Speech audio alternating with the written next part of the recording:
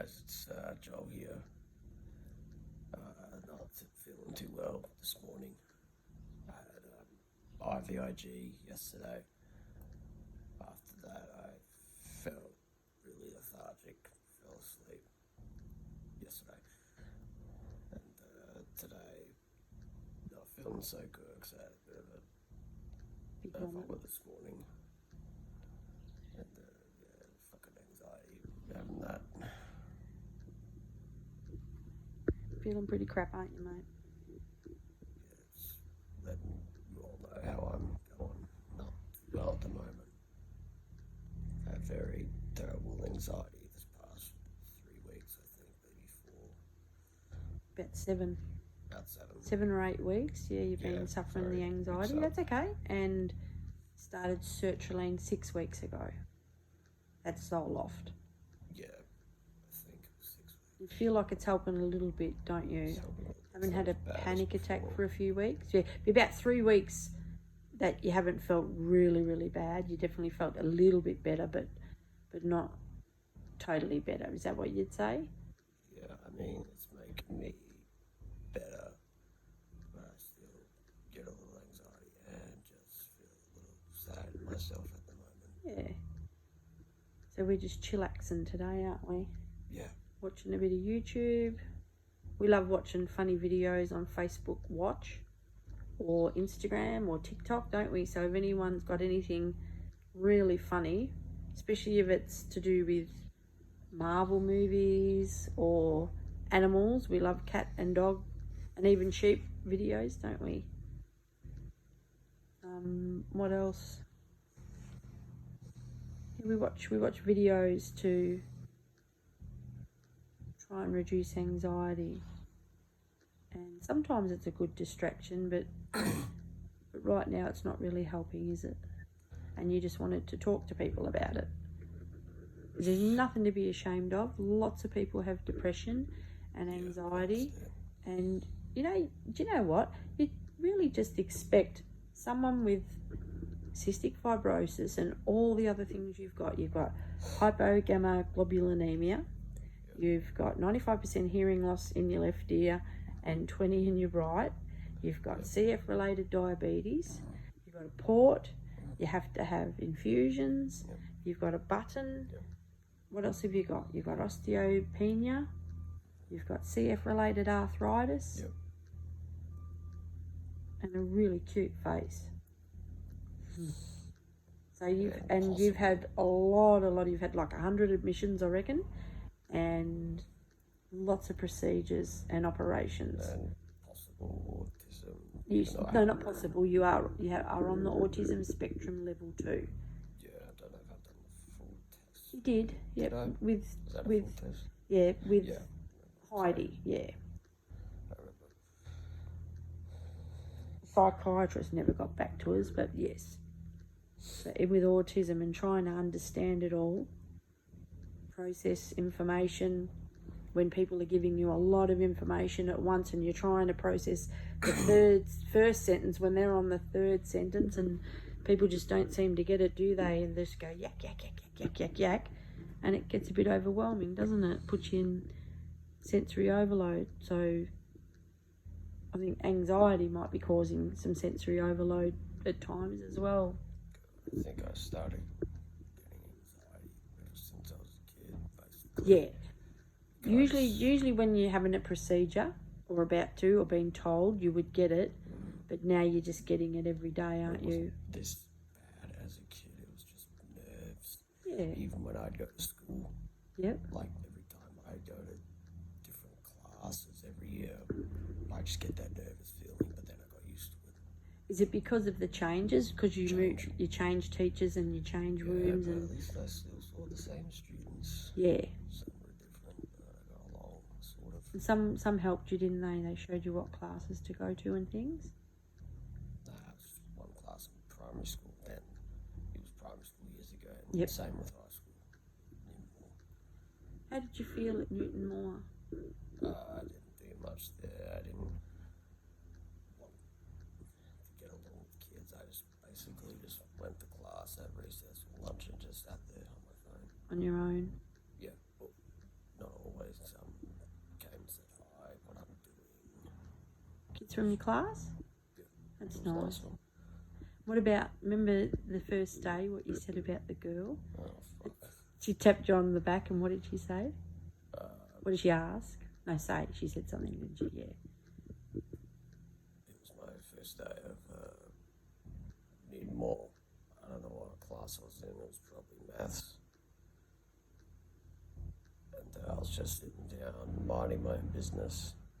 And the girl taps me on the shoulder, just a random one, and says, "Hey." I turn around and I say, "Yeah." And she says, "That girl over there has the hots for her year." I want to scratch her eyes out.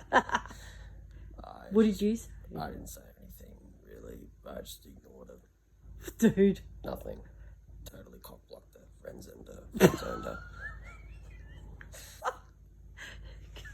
Yeah. Oh, my God. Yeah, You're a classic. It was my first day. What the fuck was I supposed to do? I wasn't ready for this. I wasn't prepared for this. Do you have any good memories of school? Yeah, some good times. Mr. Harvey was awesome in primary school, wasn't he? He was a nice bloke. Do you remember a couple of times where you fell asleep in class and he carried you out to the drop-off zone? No, well, him. Yeah, you did. You fell asleep in grade 2 and he rings me, he goes, "Hey Lee, Joel's fallen asleep in class again.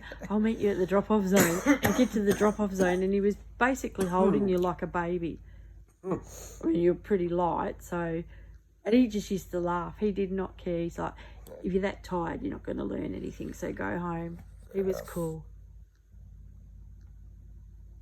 Is there anything else you want to talk about?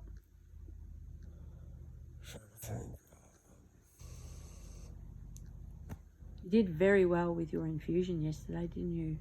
I mean, I couldn't see that you were getting anxiety on the outside like this. You looked very comfortable. Your legs were very still the whole time. Jenna, your nurse, was amazing. And I've even noticed the African nurse did some kind of... She must have been told to do some hand gestures, because when she said, "I'm just going to take your blood pressure," she put her hand on her upper arm like a cuff to signal that she's doing... Yeah, because they knew that you were having trouble hearing. So Joel's got another blockage in his right ear. He's got to go see the doctor and nurse, and they flush it out, and these big chunky things come out. Usually he only has it done like once a year. But it's only been like, what, 3 months, if that? 2-3 months since you've had it done. So we need... 20 now, and I'm already having trouble hearing. Come on. Thank you, mycobacterium eradication drugs for that. But hey, it is what it is. At least you're alive and you're doing very well. You've had a really good 2 years, haven't you? Very soon, in the next couple of weeks, will be 2 years since you had the massive hemoptysis and at Fiona Stanley, and you had transplant evaluation, and you failed because they didn't list you. That's right. It's good. It was good for us, wasn't it?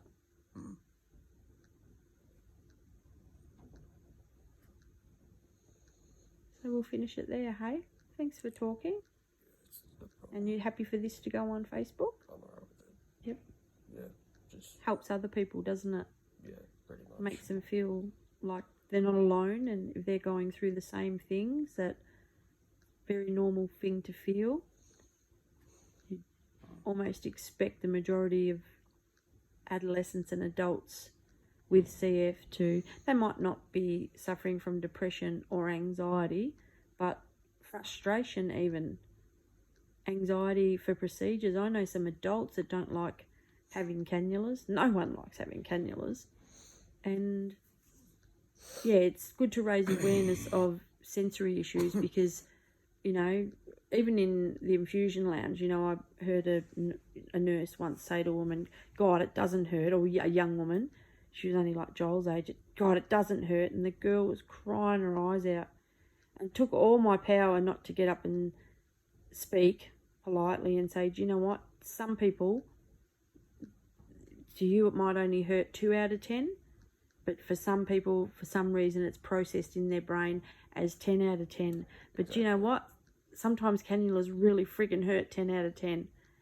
I have been through it. I'm not saying that it's anything compared to what you've been through, but I know what it feels like to have 8 failed cannula attempts and get it in on the 9th one.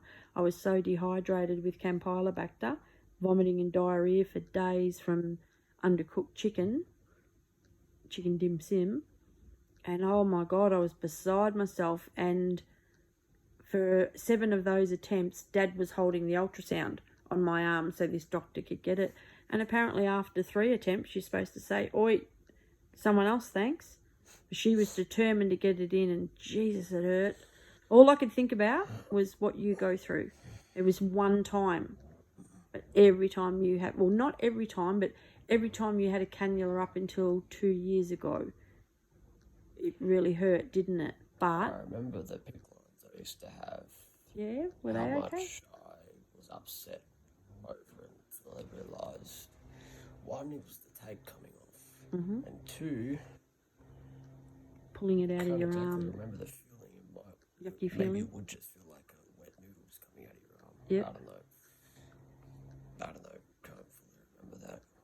I remember one time when I put the viewer thing on your eyes, and they took it out that quickly that you didn't even realise and you didn't react. And you said to me to look at it and said it was something else, and I put it on and it was SpongeBob SquarePants. And you were laughing your head off. And you just had your pick taken out. You were really, really brave. Yep, still the scars. And you did really well for the last few cannulas that you had, even though you were feeling really, really crap. You sat perfectly still. And 3 of them missed, but that Dr. Reese, the anaesthetist reg at Fiona's, was really, really lovely, and he took his time and he listened to me and he listened to you, and it went in successfully, didn't it? But the fact is, even you always sit perfectly still and they don't go in. Could be because you're tensing up your arm a bit, but do you know what? It's very hard to relax having a cannula, isn't it? So do you want to stop talking now? Because it's 12 minutes, so we'll sign off there, hey? Thank you for sharing all that. Some people will really appreciate it. Good on you, bud.